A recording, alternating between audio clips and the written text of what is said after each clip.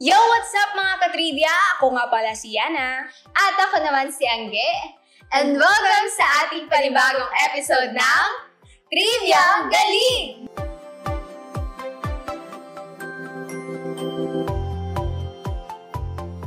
Ang tanong, mahilig ba kayong manood ng TV? Anong channel ang pinaka-paborito nyo?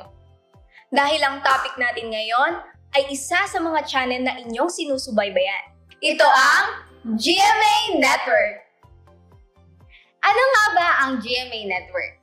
Ang GMA Network ay isa sa mga bigating TV at radio stations dito sa Pilipinas. Pag-aari ito ng GMA Network Incorporated, isang kumpanya na pwede kang mag-invest.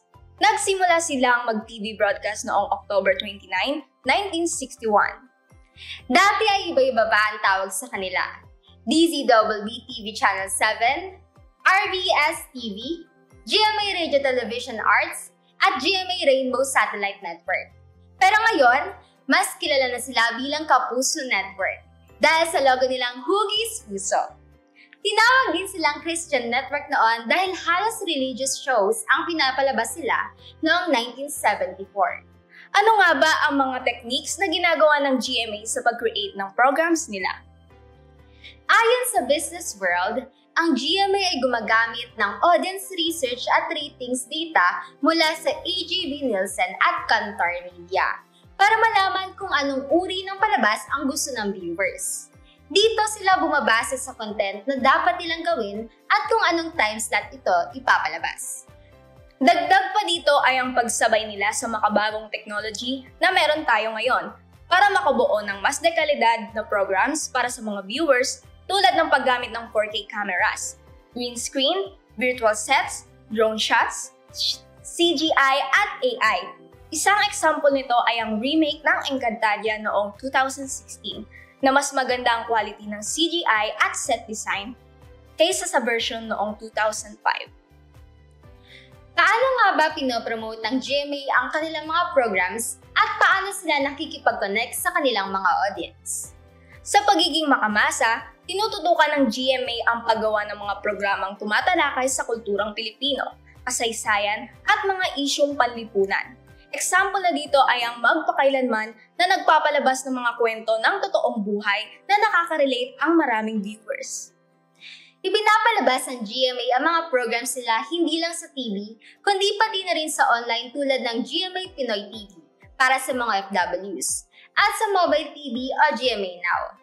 Gumagamit din sila ng iba't ibang social media platform tulad ng YouTube, Facebook, Instagram at iba pa para makipag-interact sa mga viewers sa pamamagitan ng pagla-livestream at postings. At alam niyo ba na ang GMA Public Affairs ay isa sa pinakasikat na Filipino content creators sa YouTube kung saan meron silang 26.3 million subscribers. Ngunit ang pagkakaroon ng issue or controversies ay hindi maiiwasan lalo na sa mundo ng media. At ngayon, tatalakayin natin ang isa sa mga controversy na kinakaharap ng GMA gamit ng propaganda model. Noong December 20, 2007, inakusahan ng ABS-CBN ng GMA Network ng panunuhol para manipulahin ng TV ratings sa Bacolod.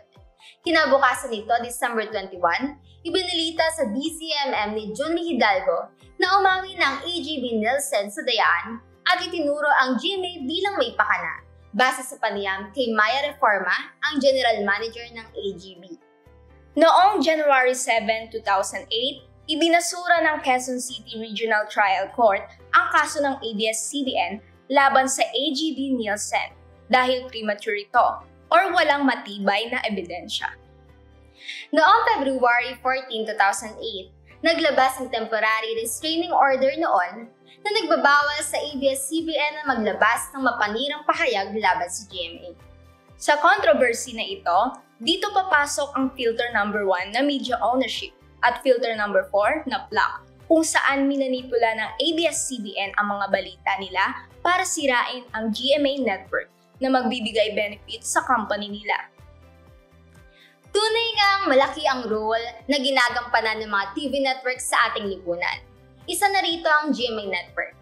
Bilang isang mamamayan na kumukonsumo ng mga programa na ipinapalabas nila, Dapat tayong maging mapanuri at maging makilatis sa mga impormasyon na tinatanggap natin. At bilang isang future broadcaster, maging isang reliable at responsible sana tayo na palaging hinahanap ang mabuti at katotohanan para sa bayan. And that's it for today's video, and sana may natutunan kayo sa aming trivias, and please don't forget to like and share, subscribe, and click the notification bell for more upcoming videos. See you soon mga ka-trivia tropa! Muli, ito ang Triviang Galing!